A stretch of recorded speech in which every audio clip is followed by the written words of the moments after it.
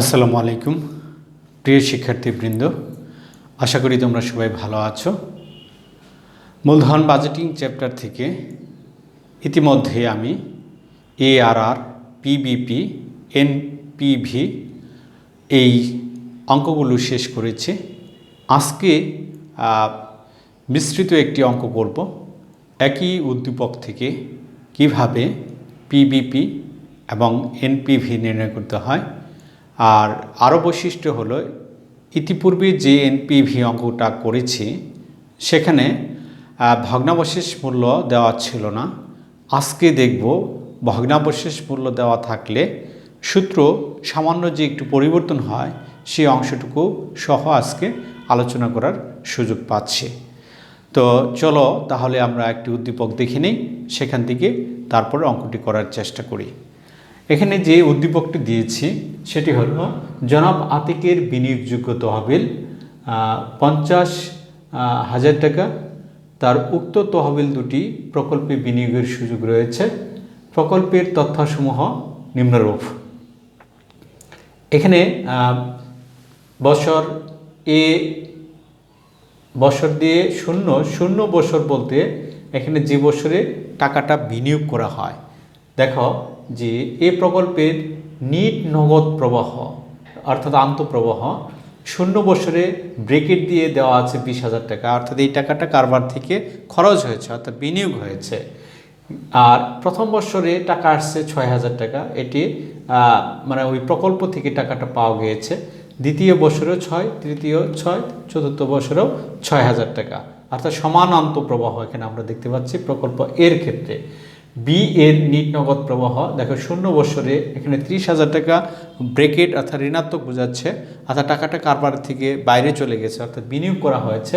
B প্রকল্পে বিনিয়োগ হয়েছে 30,000 টাকা, আর প্রথম বছর 6,000, দ্বিতীয় বছর 8,000, তৃতীয় বছর 10,000, চতুর্থ বছর 12,000 টাকা ওই প্রকল্প থেকে পাওয়া গিয়েছে। প্রকল্প বি এর পিবিপি নির্ণয় করো। এখন এখানে একটু আমি যে কথাটা ইতিমধ্যে তোমাদেরকে উচ্চারণ করেছি সেটি হলো যে এখানে ভগ্নাবশেষ মূল্য, সেই ভগ্নাবশেষ মূল্য অংশটুকু আমি কিভাবে করতে হয় সেটি আমি করে দেখাচ্ছি। এখন ভগ্নাবশেষ মূল্য এখানে দেওয়া আছে এই অঙ্কের ক্ষেত্রে, এখানে থাকবে 2,000 টাকা। উভয় প্রকল্পের ভগ্নাবশেষ মূল্য 5,000 টাকা। আমি যদি এখানে এটি কারেকশন দিয়ে নিই যে উভয় প্রকল্পে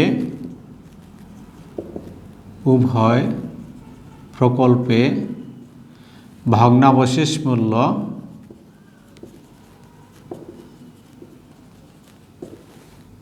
5,000 টাকা এবং মূলধন ব্যয় এখানে মূলধন ব্যয়টা ধরে নিচ্ছি, এখানে মূলধন ব্যয় ধরে নেব 10%। এই হলো উদ্দীপক। আমি আবার বলছি যে তথ্যসমূহ নিম্নরূপ, এগুলো আছে, নিজ দিয়ে শুধু লিখে নিলাম যে উভয় প্রকল্পের ভগ্নাবশেষ মূল্য হলো 5,000 টাকা, অর্থাৎ এই প্রকল্প 5,000, বি প্রকল্প 5,000, আর মূলধন ব্যয় দেওয়া আছে 10,000 টাকা। এটিকে ধরে আমরা প্রথমেই প্রকল্প বি এর পিবিপি নির্ণয় করব। এখন বি প্রকল্পে তোমরা খেয়াল করে দেখো যে এখানে আন্তঃপ্রবাহগুলো যেগুলো দেওয়া আছে এখানে অসমান।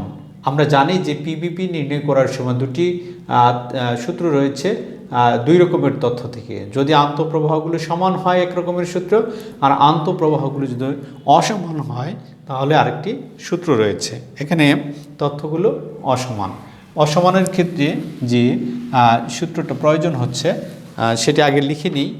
তাহলে আমরা জানি পিবিপি সমান সমান A plus NCO minus C by D, এটি গেল সূত্র। এখন এই এ হলো যে বছরে ক্রমযোজিত নগদ আন্তঃপ্রবাহ বিনিয়োগের কাছাকাছি আসে বা বিনিয়োগের সমান হবে। এখন ক্রমযোজিত যেহেতু প্রশ্নটি আসছে, তাহলে এখানে একটি টেবিল বা সারণী করতে হবে।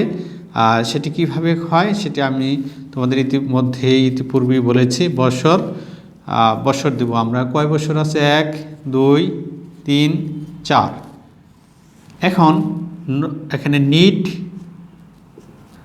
নিট নগদ প্রবাহ নগদ প্রবাহ মানে নগদ আন্তঃপ্রবাহ, এটিকে বোঝানো হচ্ছে।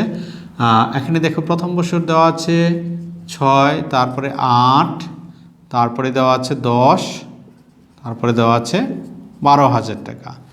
তারপরে আমরা লিখব ক্রমযোজিত নগদ প্রবাহ বা নগদ আন্তঃপ্রবাহ, ক্রমযোজিত যেটা। এখানে 6 প্রথম বছর 6ই, দ্বিতীয় বছর 6-এর সঙ্গে এই 8,000 টাকা যোগ দেব, তাহলে 14,000।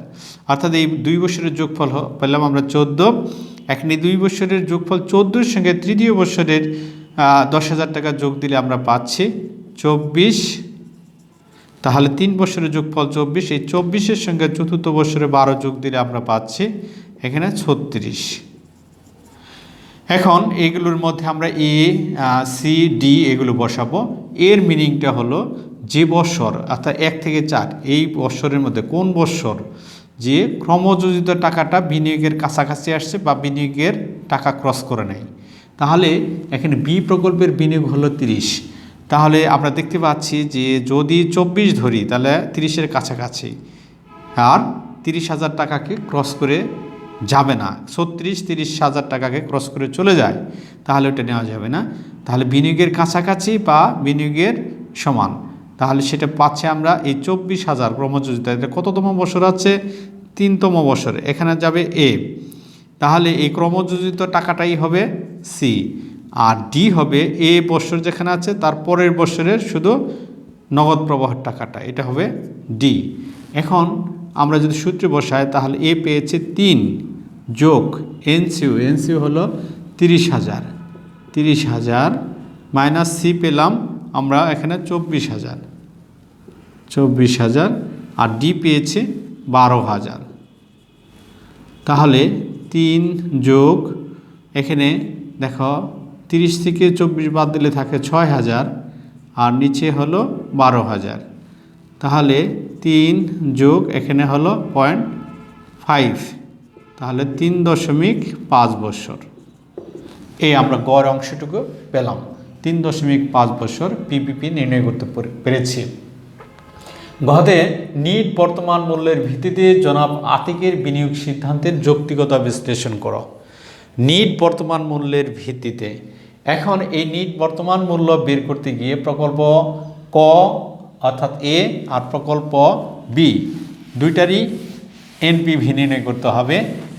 এই এনপিভি নির্ণয় করতে গিয়ে যে জিনিসটি নতুনত্ব এখানে আসতেছে সেটা আমি পূর্বেই তোমাদের বলেছি। এখানে কিন্তু আমি বলে নিয়েছি উভয় প্রকল্পের ভগ্নাবশেষ মূল্য 5,000 টাকা। এখন আমি ইতিপূর্বে যে অঙ্কটুকু করেছি এনপিভির, সেখানে ভগ্নাবশেষ মূল্য দেওয়া ছিল না। আজকে এই ভগ্নাবশেষ মূল্য দেওয়া থাকার জন্য সূত্রে সামান্য একটু সংযোজন হবে। সেই সংযোজিত অংশটুকু কোনটুকু আমি সেটা দেখাচ্ছি তোমাদের। তাহলে প্রথমে আসবে এ প্রকল্প। আমরা এনপিভির ক্ষেত্রে একই নিয়ম জানি যে আন্তঃপ্রবাহ সমানের জন্য এক সূত্র আর আন্তঃপ্রবাহ অসমানের জন্য আরেক সূত্র। এখন এই প্রকল্প দেখো এটি আন্তঃপ্রবাহগুলো সমান 6,000 টাকা। এটার জন্য যে সূত্রটা ছিল সেটা হলো এরকম সিএফ, যেটা আমি করে দেখিয়েছি তোমাদেরকে। সিএফ ইনটু তারপরে 1 minus 1/1 plus K power N by K, এই একটি সূত্র। আর শেষে যেটি দেখিয়েছিলাম তোমাদের সেই অংশটুকু ছিল মাইনাস এনসিও, এটি দেখিয়েছিলাম পূর্বে। কিন্তু আজকে ভগ্নাবশেষ মূল্য থাকার জন্য এই অংশটুকু দিয়ে যে অঙ্ক করবা সেটা কিন্তু ভুল হয়ে যাবে। তাহলে ভগ্নাবশেষ মূল্য অংশটুকু নিয়ে আসার জন্য যেটি করতে হবে সেটি হলো প্রথমে এখানে আসবে প্লাস, তারপরে এস ভি সলভেজ ভ্যালু অর্থাৎ ভগ্নাবশেষ মূল্য 1 প্লাস কে পাওয়ার এন, তারপরে আসবে এখানে মাইনাসের এনসিও, অর্থাৎ ভগ্নাবশেষ মূল্য থাকার জন্য এই অংশটুকু সূত্রের মধ্যে নতুন আসতেছে। এখন এই সূত্রে মান বের করতে হবে। মান বের করতে গিয়ে তাহলে সিএফ, এটা আমরা অবগত আছি ক্যাশ ফ্লো অর্থাৎ নগদ প্রবাহ, এখানে 6,000 টাকা, এই 6,000। তারপরে কে অর্থাৎ বাট্টা হার বা মূলধন ব্যয় আমি 10% দেখিয়েছিলাম 0.10। আর এন এখানে দেখো 1 2 3 4, তাহলে মেয়াদটা হলো 4 বছরের 4। আর এখানে এসভি সলভ এস ভ্যালু 5,000 টাকা বলেছে, 5,000 টাকা। আর এনসিও আমরা কোন প্রকল্প করতেছি? এ প্রকল্পের এনসিও মানে এই যে বিনিয়োগের টাকা, এখানে 20,000 টাকা, 20,000। তাহলে এখানে আমরা সূত্রে মান বসাবো, মান বসালে পরে সেভ পেলাম 6,000 গুণন, তারপরে সূত্রের 1 মাইনাস উপরে 1 প্লাস কে 0.10, এনের মান পেয়েছে 4, কে 0.10 প্লাস এসভি 5,000, 1 প্লাস কে 0.10, এনের মান 5, মাইনাসের এনসিও হলো 20,000।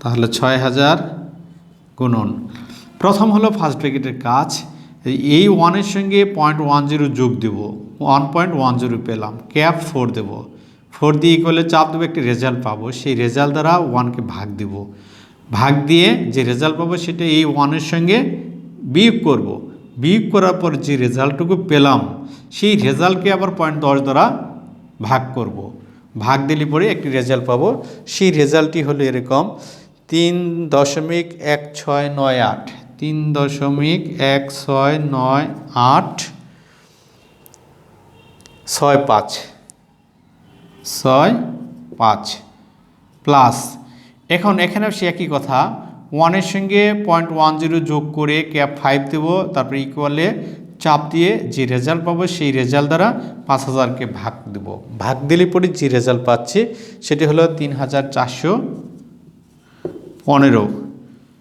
তারপরে এখানে মাইনাসের এনসিও এখানে আছে 20,000 টাকা।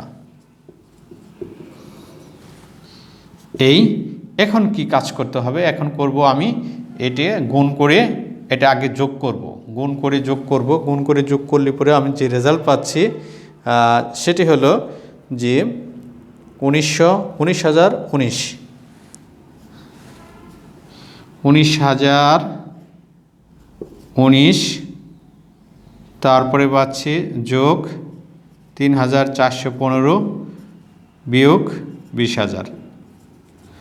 এই এখন যে কাজটুকু করতে হবে সেটি হলো যোগ বিয়োগ করার পরে যেটা পাচ্ছি 2,434 টাকা, এটি একটি পেলাম। এটি হলো এ প্রকল্পের নিট বর্তমান মূল্য 2,434 টাকা। এখন আমি বি প্রকল্প এনপিভি বের করব। বি প্রকল্প দেখো আন্তঃপ্রবাহগুলো অসমান এবং ভগ্নাবশেষ মূল্য আছে, তার জন্য এখন অসমানের সূত্র লিখতে হবে আমাদের। সেই সূত্রটি লিখব এখন, দেখি সেটা তোমাদের মনে থাকার কথা যে সূত্রটি রয়েছে। তাহলে বি প্রকল্প সূত্রটি হলো এরকম যে CF1 1 প্লাস কে পাওয়ার 1 প্লাস CF2 1 প্লাস কে পাওয়ার 2 প্লাস CF3 1 প্লাস কে পাওয়ার 3 প্লাস CF4।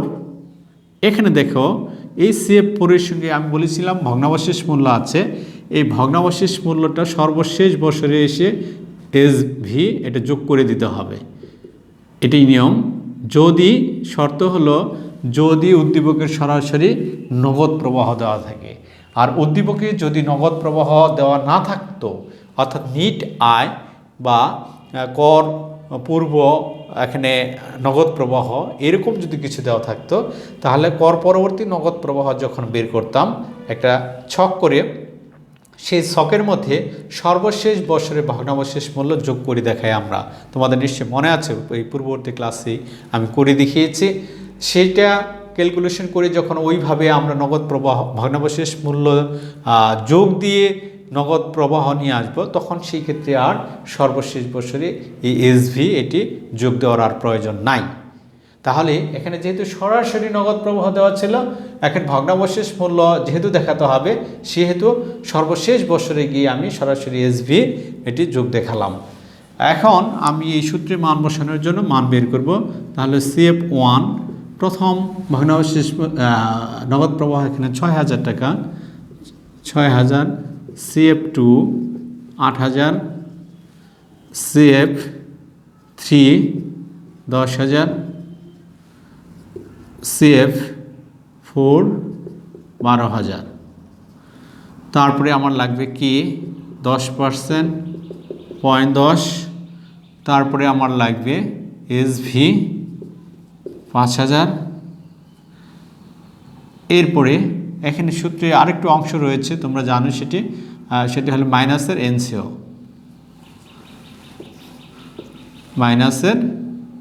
NCO, অর্থাৎ বিনিয়োগের টাকাটা। তাহলে আমি সূত্র যদি মান বসাই, এখন প্রথম ৬,০০০, তারপরে 1 প্লাস 0.10 1, তারপরে হলো 8,০০০, 1 প্লাস 0.10 পাওয়ার 2, তারপরে রয়েছে 10,০০০, 1 প্লাস 0.10, তারপরে রয়েছে 12,০০০ প্লাস SV 5,০০০, 1 প্লাস 0.10 4। NCO বি প্রকল্পের NCO হলো 30,০০০ টাকা। এখন সে একই ক্যালকুলেশন টাইম ভ্যালুর মতো 1.10 যোগ দিয়ে যে ক্যাপ 1 দিয়ে যে রেজাল্ট পাবো সেটা দ্বারা ৬,০০০কে ভাগ করে ফেলবো। ৬,০০০কে যদি ভাগ করি রেজাল্ট পাচ্ছি এখানে 5,455। 5,455 যোগ একই নিয়ম এখানেও 1.10 ক্যাপ 2 যে রেজাল্ট পাবো 8,০০০কে ভাগ করে ফেলবো, তাহলে 6,612। 6,612 এরপরেরটা একই নিয়মে 7,513।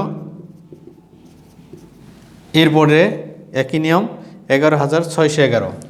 11,611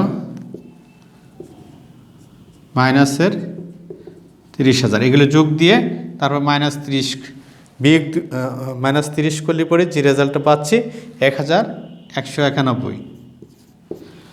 এই দ্বিতীয় প্রকল্পের NPV পেলাম 1,191। এই দুটি প্রকল্পের মধ্যে যেটার NPV সবচেয়ে বেশি হবে সেই প্রকল্পটি গ্রহণযোগ্য হবে। এখানে আমরা প্রথম প্রকল্পের NPV পেয়েছিলাম 2,434। তাহলে NPVর দৃষ্টিকোণ থেকে দেখা যাচ্ছে এ প্রকল্পের যেহেতু NPV বেশি, সেহেতু বি প্রকল্পের তুলনায় এই প্রকল্পটি গ্রহণযোগ্য হবে। শিক্ষার্থী বন্ধুরা, আমরা এখানে যে জিনিসটি করতে পেলাম সেটি হলো যে একই উদ্দীপক থেকে প্রথমে PVP, পরবর্তীতে দুটি NPV করেছে, দুটি NPV থেকে পরে মতামত চেয়েছিল। মতামতের দৃষ্টিকোণ থেকে আমরা এইটুকু জানি যে অবশ্যই প্রকল্প ধনাত্মক হতে হবে প্রথম শর্ত, অর্থাৎ মাইনাস দিয়ে রেজাল্ট আসা যাবে না, ঋণাত্মক হওয়া যাবে না। যদি একটি ঋণাত্মক হয় আর একটি ধনাত্মক হয় তাহলে ধনাত্মকটি গ্রহণযোগ্য। আর দুটি ধনাত্মকের মধ্যে যেটির ধনাত্মকের পরিমাণ সবচেয়ে বেশি সেই প্রকল্পটি হবে গ্রহণযোগ্য। এখানে সেই জিনিসটি হয়েছে এই প্রকল্পের ধনাত্মকের পরিমাণ বেশি, সেহেতু এই প্রকল্পটি গ্রহণযোগ্য। তো আমরা আজকেও আরেকটি বোর্ড পরীক্ষা প্রশ্নের সমাধান করলাম। এরপরে আমাদের এই চ্যাপ্টার থেকে রয়েছে internal rate of return IRR। এই অঙ্কটি করব। এই অঙ্কটি একটু স্বাভাবিকভাবেই যে তিনটি পদ্ধতির অঙ্ক করেছি তার চেয়ে একটু লম্বা বা একটু কঠিন অঙ্ক। সেটি যেহেতু আমাদের করতেই হবে সেহেতু তোমাদের আগেই বলে রাখছি, তোমরা একটু বই ঘাটাঘাটি করবে। এর পরবর্তীতে যখন আমি অঙ্কটি ধরব যেন তোমরা আমার সঙ্গে একটু তাল মিলাতে পারো। তো সে পর্যন্ত তোমরা সবাই ভালো থেকো, সুস্থ থেকো। সবাইকে ধন্যবাদ।